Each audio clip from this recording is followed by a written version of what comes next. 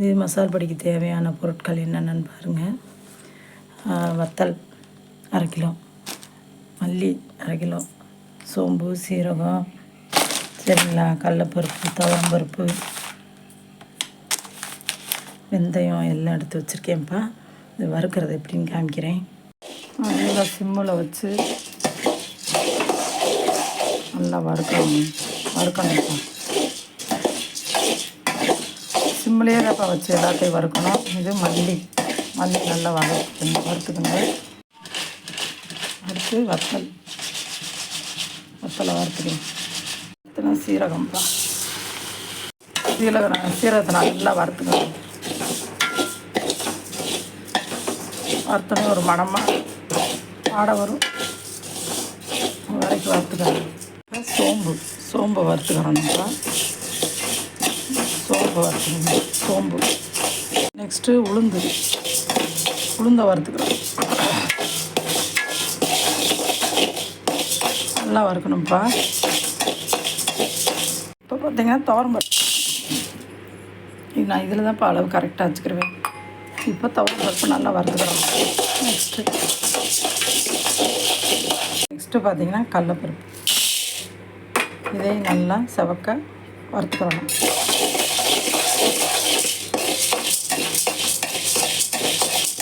Next என்னென்னா பாசிப்பருப்பு, இதையும் போட்டு நல்லா வறுத்துக்கிறோம். நல்லா செவக்க, ரொம்ப கரு விட்றக்கூடாதுப்பா, செவக்க வறுத்து. அடுத்து வெந்தயம்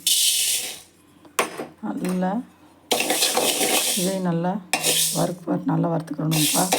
நல்லா வறுத்தாதான்ப்பா வண்டு விழுகாமல் இருக்கும். ஒரு வருஷத்துக்கு நாள் நல்லாயிருக்கும். எல்லாத்தையுமே நல்லா வறுத்துக்கிறணும். நெக்ஸ்ட்டு பார்த்திங்கன்னா மிளகு, அதே டம்ளரில் மிளகு எடுத்துட்டு அதையும் நல்லா வறுத்துக்கிறணும்.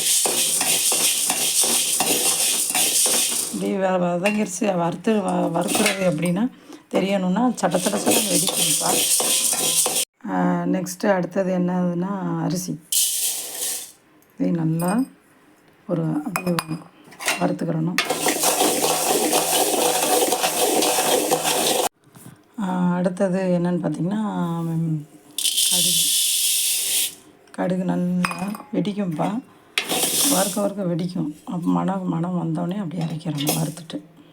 இதுதான்ப்பா கடைசி. இதோட முடிஞ்சு நல்லா வறுத்து எடுத்துருவோம். எல்லாத்தையும் ஆற போட்டிருக்கேன். பார்ப்போம். பார்த்திங்களாப்பா, எல்லாம் போட்டு வறுத்து வச்சுருக்கேன்.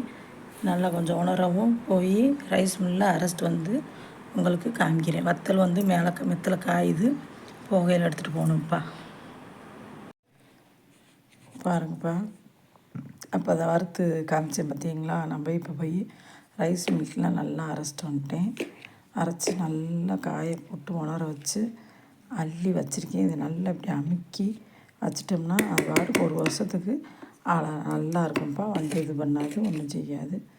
நான் வந்து யூஸ் பண்ணிவிட்டு அளவாக தேவையான அளவு வெளியில் வச்சுட்டு மீதத்தை நான் கவரில் போட்டு இந்த பாக்ஸில் போட்டு ஃப்ரிட்ஜில் வச்சுக்கிருவேன்ப்பா. நீங்களும் இதே மாதிரி செஞ்சு பாருங்கள். செம்ம டேஸ்ட்டாக இருக்கும். இதோட லிங்க்கு நான் உங்களுக்கு வந்து வீடியோவாக போடுறேன். பார்த்துட்டு சப்ஸ்கிரைப் பண்ணுங்கள். இதே மாதிரி செஞ்சு பாருங்கள், நல்லாவும் இருக்கும். சப்ஸ்கிரைப் பண்ணுங்கள், லைக் பண்ணுங்கள், ஷேர் பண்ணுங்கப்பா. ஓகேப்பா, பாய்.